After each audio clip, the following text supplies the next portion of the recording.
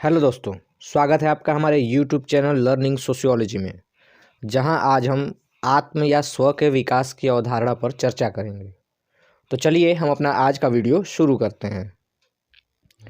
GH Mead ने समाजीकरण के अपने अध्ययन में आत्म के विकास की अवधारणा प्रस्तुत की। यहाँ आत्म से तात्पर्य व्यक्ति के एक अलग पहचान से है, जो तब विकसित होता है जब वह समाज के साथ अंतरक्रिया करता है। आत्म के विकास की इस प्रक्रिया में व्यक्ति स्वयं को दूसरे के दृष्टिकोण या विचारों से समझने का प्रयास करता है, क्योंकि व्यक्ति इस दृष्टिकोण के साथ पैदा नहीं होता।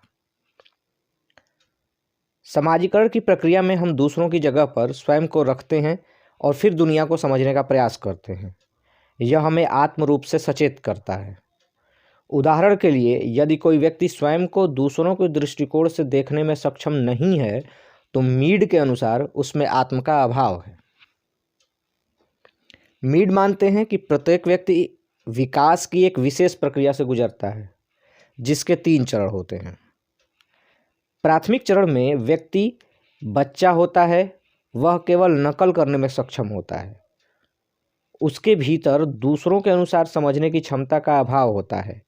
वह नहीं समझता कि दूसरे चीज़ों को कैसे देखते हैं, और इसलिए वह अपने आसपास उपस्थित लोगों जैसे कि माता पिता या परिवार के अन्य सदस्य उनकी नकल करना शुरू कर देता है। जैसे माँ जब हंसती है तो बच्चा हंसता है, और जब माँ गंभीर मुद्रा बना लेती है तो बच्चा भी गंभीर हो जाता है। इस चरण के बाद दूसरा चरण शुरू होता है, जिसे मिड प्ले स्टेज या नाटक चरण कहते हैं। इस चरण में बच्चे का बौद्धिक विकास होता है और वह अपने आसपास उपस्थित लोगों के व्यवहारों को और उनके क्रियाकलापों को समझने का प्रयास करता है। इस चरण में वह स्वयं को उनकी भूमिका में देखना शुरू कर देता है। उदाहरण के लिए, वह खेल में माता पिता की भूमिका का निर्वाह करता है। वह माता पिता की तरह काम पर जाने या काम पर से वापस आने की एक्टिंग करने लगता है। इसके बाद आता है तीसरा और अंतिम चरण, जिसे खेल चरण के नाम से जाना जाता है।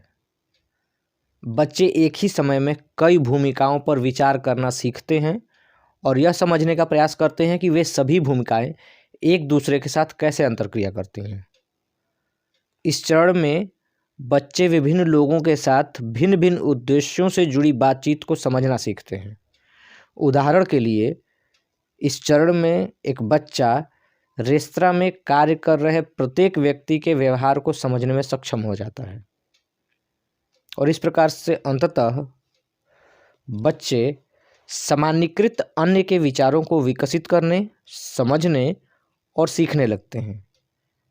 यहाँ सामान्यीकृत अन्य से तात्पर्य है कि जब बालक अन्य के दृष्टिकोण के आधार पर अपने बारे में धारणा बना लेता है और उसे आत्मसात कर लेता है। इस चरण में व्यक्ति यह देखने और समझने में सक्षम हो जाता है कि अन्य व्यक्ति उसे कैसे देखते हैं या समझते हैं। इसे ही समाजशास्त्रीय भाषा में स्व या आत्म का विकास कहा गया है। मीड के अनुसार स्व के विकास की 2 अवस्थाएं हैं।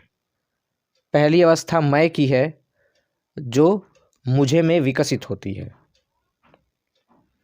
मैं का अर्थ व्यक्ति द्वारा दूसरे के प्रति किए गए व्यवहार से है, जबकि मुझे व्यक्ति के किए गए व्यवहार पर दूसरों की प्रतिक्रिया से संदर्भित है। इस प्रकार से मीड के अनुसार आत्म का विकास व्यक्ति के अवचेतन मन से चेतना की प्राप्ति तक की प्रक्रिया है, और इस पूरी प्रक्रिया में वह 3 चरणों से होकर गुजरता है और स्वयं को दूसरों के दृष्टिकोण से समझने का प्रयास करता है। इस पूरी प्रक्रिया में व्यक्ति समाज के साथ अंतरक्रिया करता है। धन्यवाद। आज के लिए इतना ही। मिलते हैं अपने अगले वीडियो में। तब तक के लिए जय हिंद।